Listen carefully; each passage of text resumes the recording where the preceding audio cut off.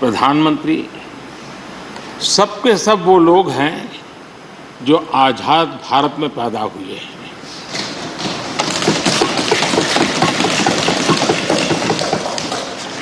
और सबके सब बहुत ही साधारण पृष्ठभूमि से आते हैं।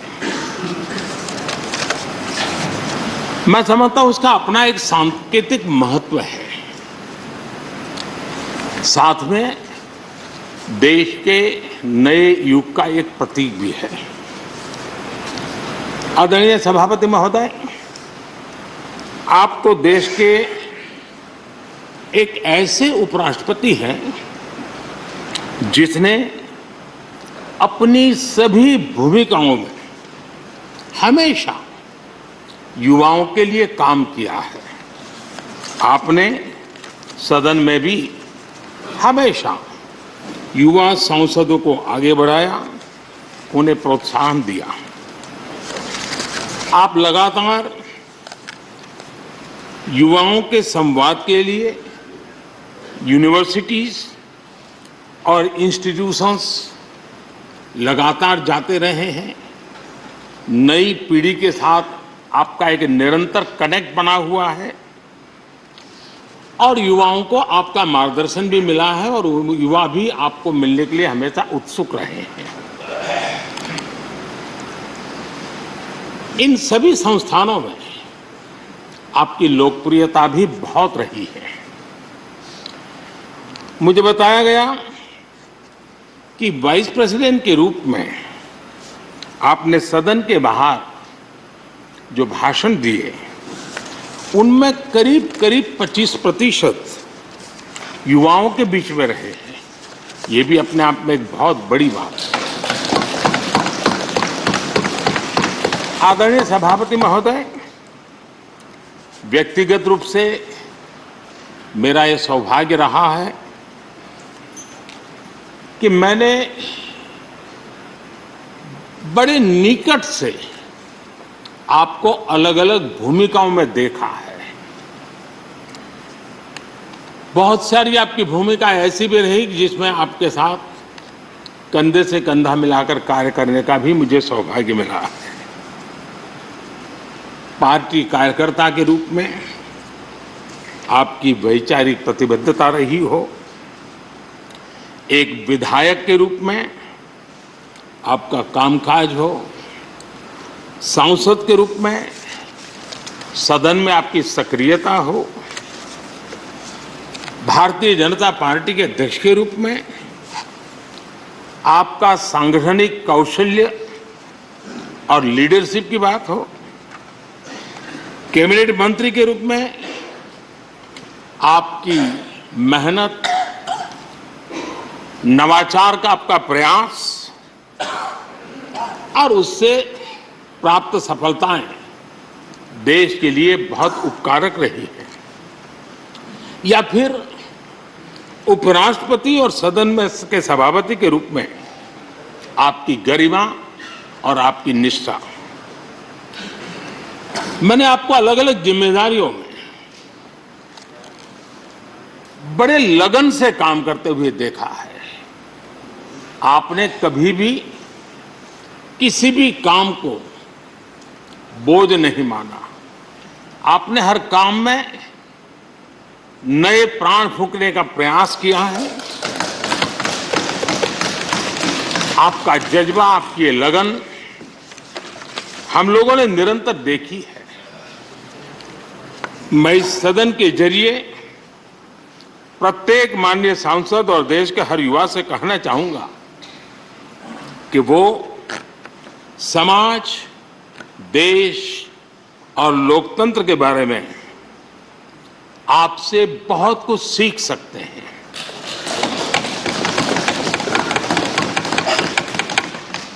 लिसनिंग, लर्निंग, लीडिंग,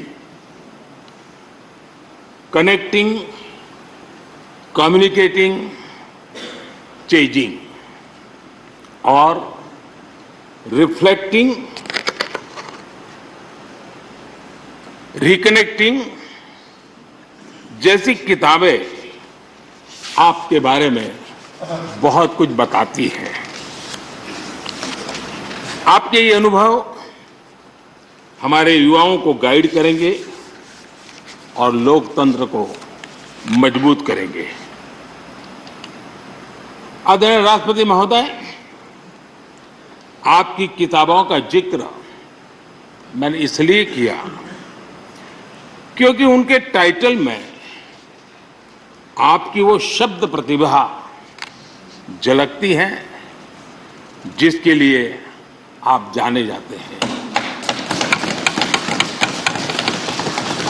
आपके वन लाइनर्स बीट लाइनर्स होते हैं और विन लाइनर्स भी होते हैं।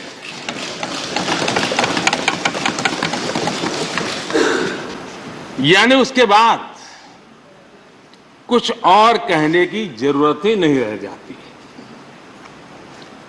Your each word is heard, preferred and revered and never countered.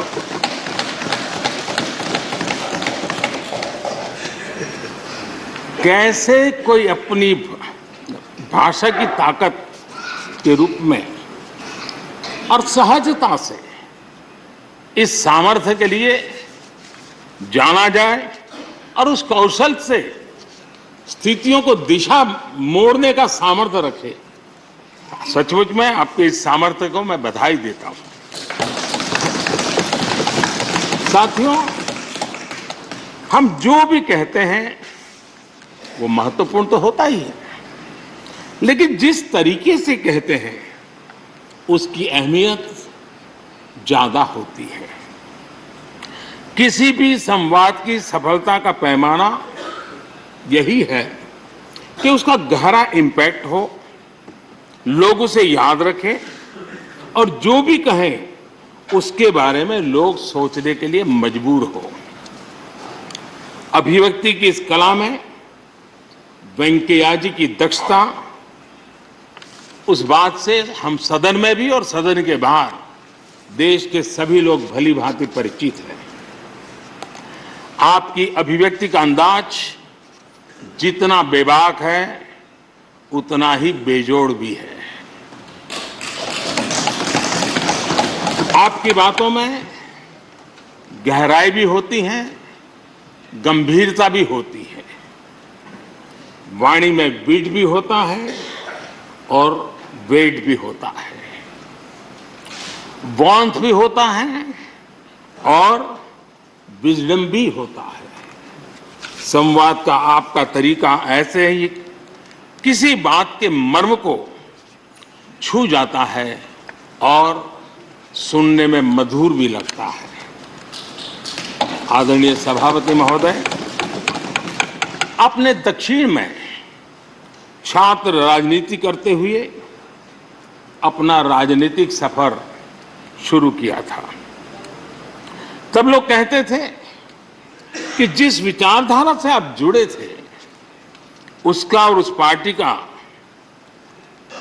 निकट भविष्य में तो दक्षिण में कोई सामर्थ्य नजर नहीं आता है, लेकिन आप एक सामान्य विद्यार्थी कार्यकर्ता से यात्रा शुरू करके और दक्षिण भारत से आते हुए उस पार्टी के राष्ट्रीय अध्यक्ष के शीर्ष पद तक पहुंचे।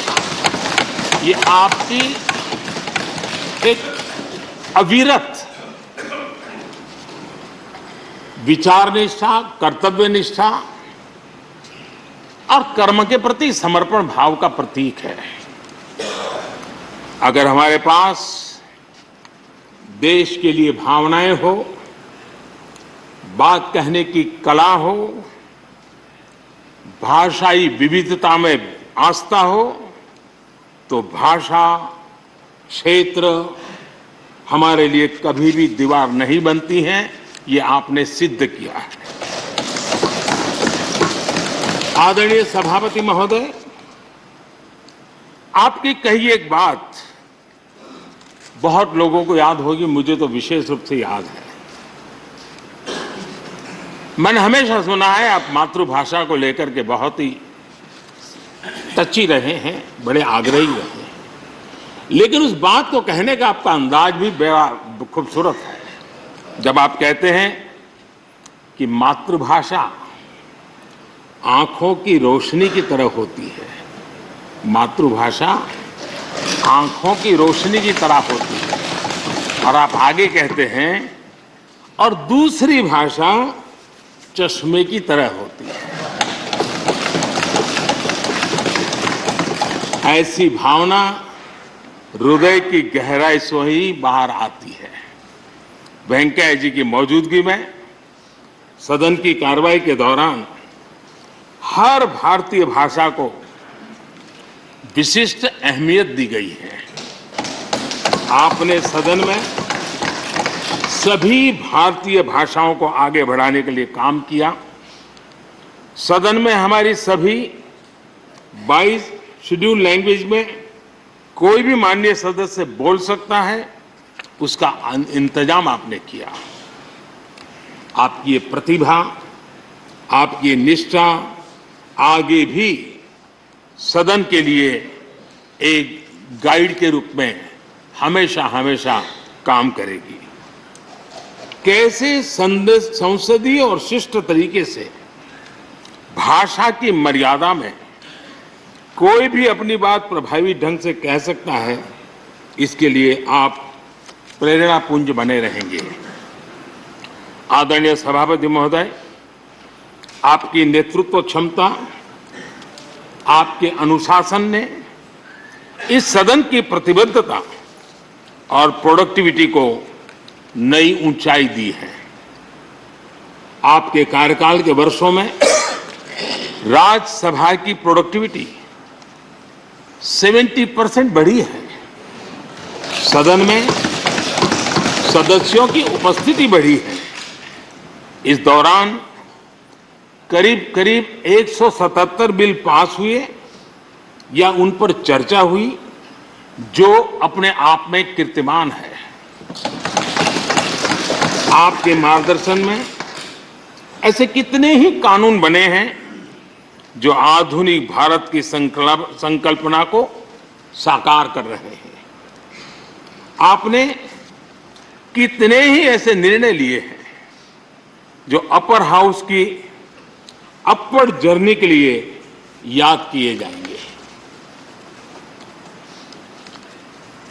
सचिवालय के काम में और अधिक एफिशिएंसी लाने के लिए भी आपने एक समिति का भी गठन किया।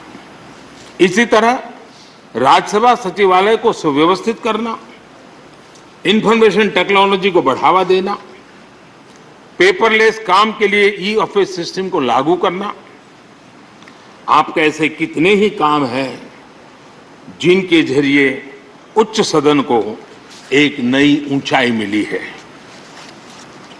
आदरणीय सभापति महोदय, हमारे यहां शास्त्रों में कहा गया है, न सा सभा यत्र न सन्ति वृद्धा न ते ये न वदन्ति धर्मम। अर्थात जिस सभा में अनुभवी लोग होते हैं वही सभा होती है, और अनुभव लोग वही है जो धर्म यानी कर्तव्य की सीख दें। आपने मार्गदर्शन में राज्यसभा ने इन मानकों को पूरी गुणवत्ता से पूरा किया है। आप माननीय सदस्यों को निर्देश भी देते थे और उन्हें अपने अनुभवों का लाभ भी देते थे, और अनुशासन को ध्यान में रखते हुए प्यार से डांटते भी थे। मुझे विश्वास है कि किसी भी सदस्य ने आपके किसी भी शब्द को कभी अन्यथा नहीं लिया। ये पूंजी तब पैदा होती है जब व्यक्तिगत जीवन में आप उन आदर्शों और मानकों का पालन करते हैं। आपने हमेशा इस बात पर बल दिया कि संसद में व्यवधान एक सीमा के बाद सदन की अवमानना के बराबर होता है।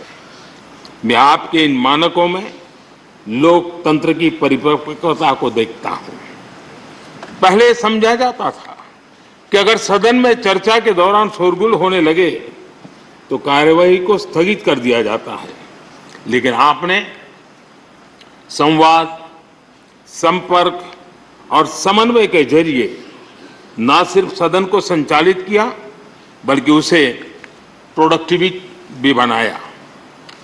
सदन की कार्यवाही के दौरान जब सदस्यों के बीच कभी टकराव की परिस्थिति पैदा होती थी तो आपसे बार बार सुनने को मिलता था, let the government propose, let the opposition oppose and let the house dispose.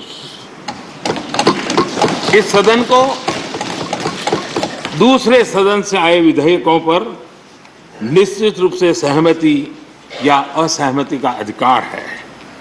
यह सदन उन्हें पास कर सकता है, रिजेक्ट कर सकता है या अमेंड कर सकता है, पर उन्हें रोकने की, बाधित करने की परिकल्पना हमारे लोकतंत्र में नहीं है।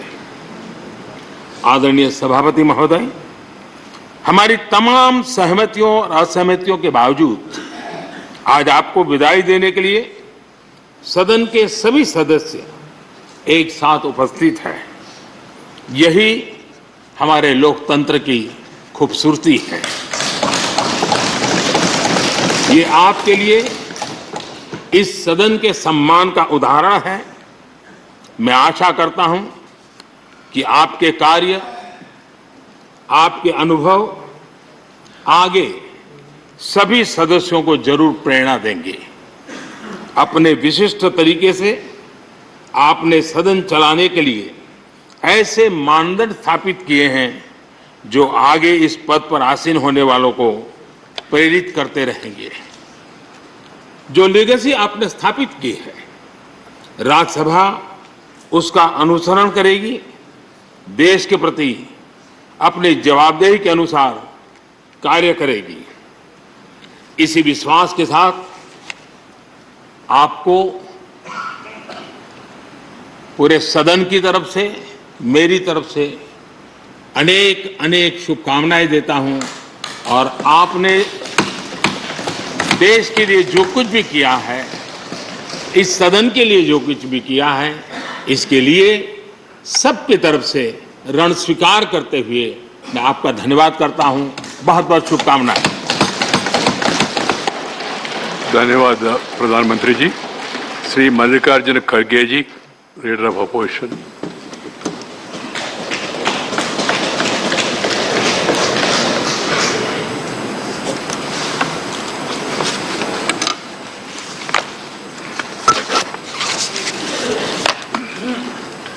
माननीय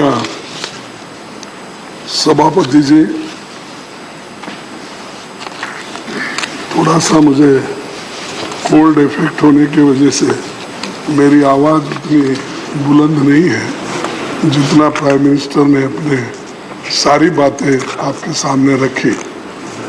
और ये ऐसा भी होता है, जो पहला वक्ता बात करते हैं, ये बफे सिस्टम टाइप, जो पहले जाते हैं पंक्ति में उनको ज़्यादा खाना मिलता है, जो बाद में वहाँ पर जाएंगे थोड़ा फिर उधर इधर की बातें बोलते हैं। लेकिन मैं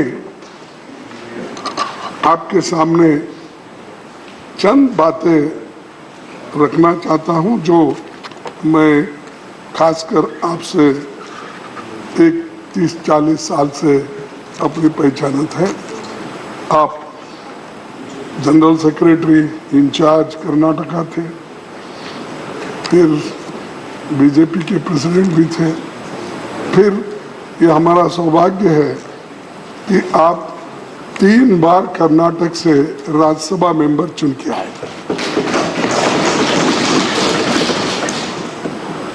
तो सभापति जी, विचारों के सदन राज्यसभा के चेयरमैन के रूप में आपकी विदाई के मौके पर मैं चंद बातें रखना चाहता हूं।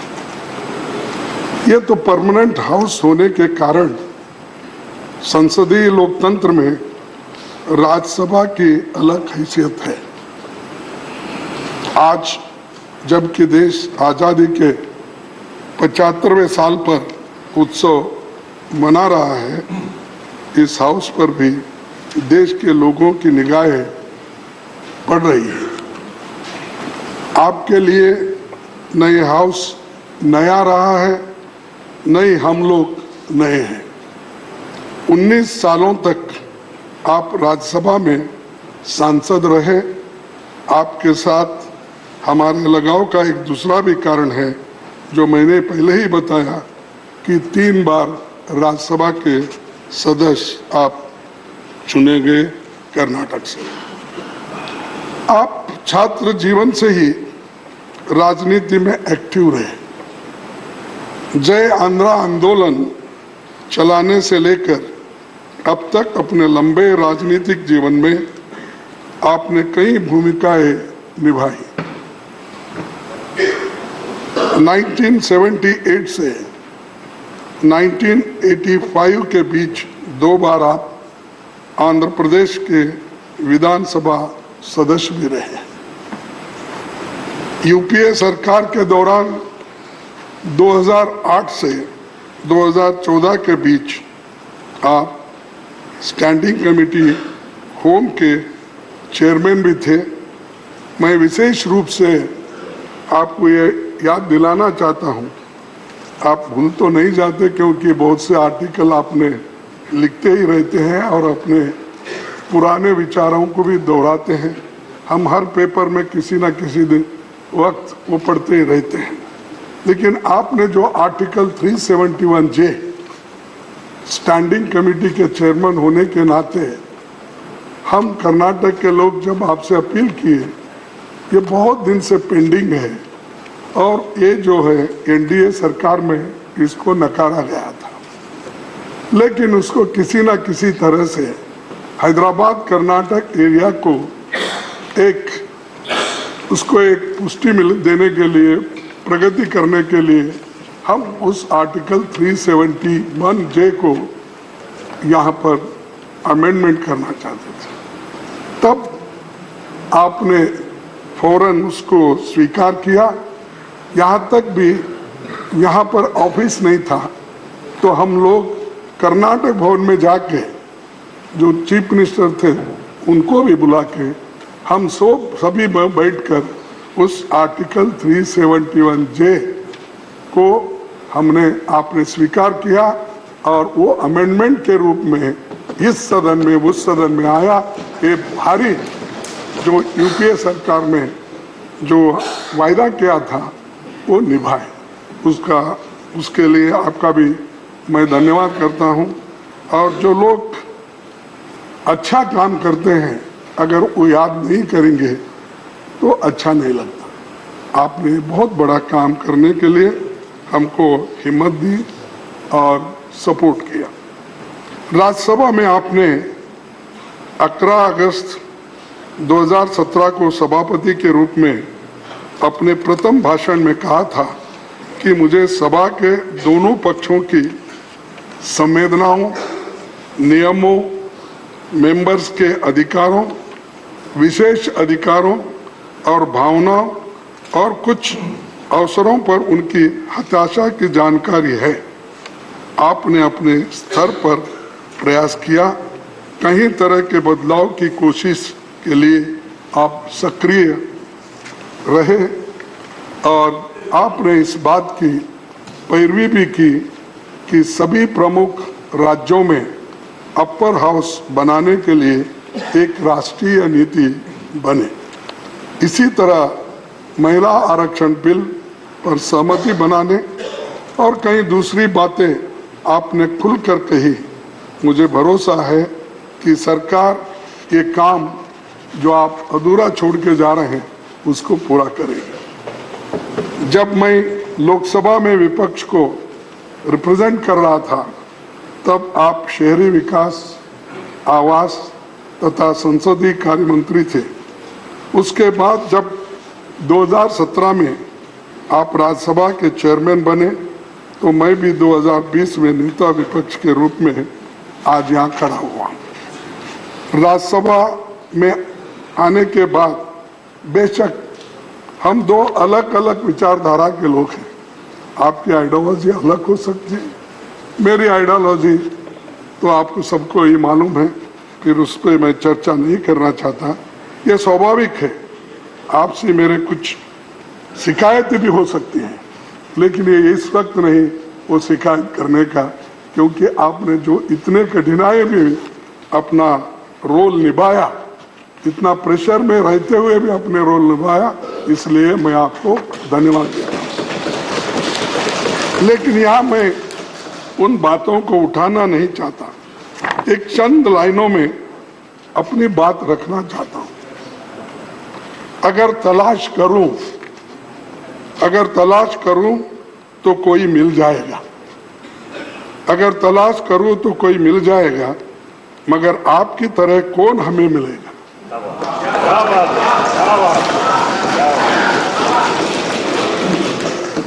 आपके साथ से यह मंजर रौनक जैसा है, आपके साथ से यह मंजर रौनक जैसा है, आपके बाद में मौसम बहुत सताएगा।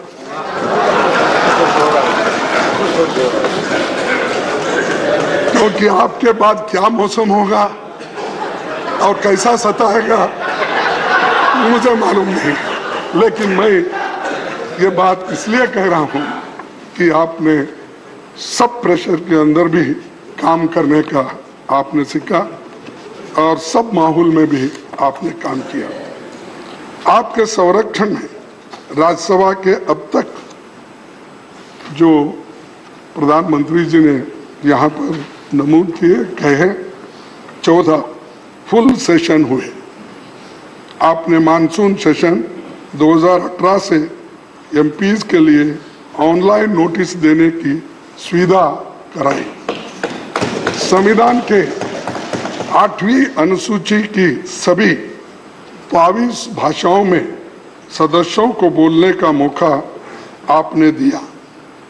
कई सांसदों को अपनी मातृभाषा में बोलने की सहूलतें हो गई।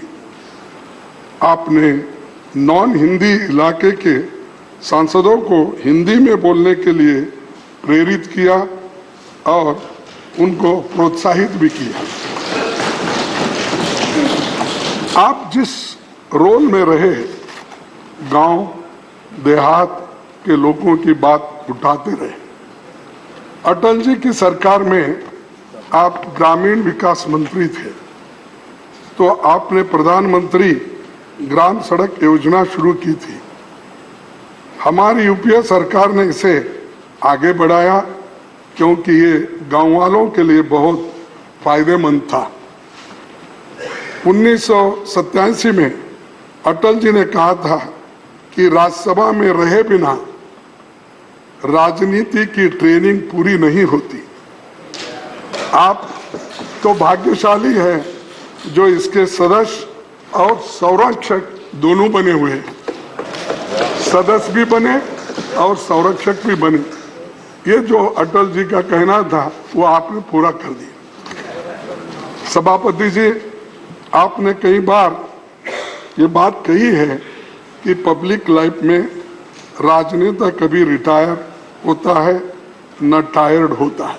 जो बात प्रधानमंत्री जी अपने भाषण में कहे, तो आप रिटायर भी नहीं होंगे पब्लिक लाइफ से और टायर्ड भी नहीं होंगे, काम करते रहेंगे। और मेरी आशा है कि देश के दूसरी सबसे बड़ी कॉन्स्टिट्यूशनल पोस्ट से विदा होने के बाद भी आप नागरिकों के बीच और सक्रियता से काम करेंगे। इस देश के लोकतंत्र, समता, समानता, संविधान के मौलिक तत्वों पर युवा पीढ़ी का मार्गदर्शन करते रहेंगे। आपकी विदाई के मौके पर मेरे मन में कई विचार आते हैं।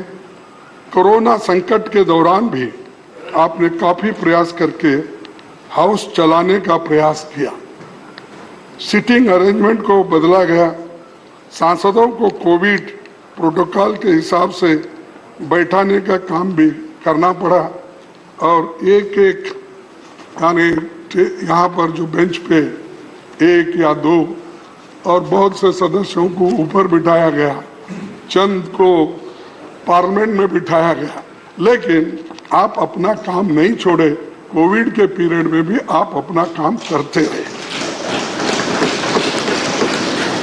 आपने 2018 में रूल्स की समीक्षा का जो काम आपने आरंभ किया था, उस पर सभी दलों से विचार कर काम आगे बढ़ना चाहिए। कई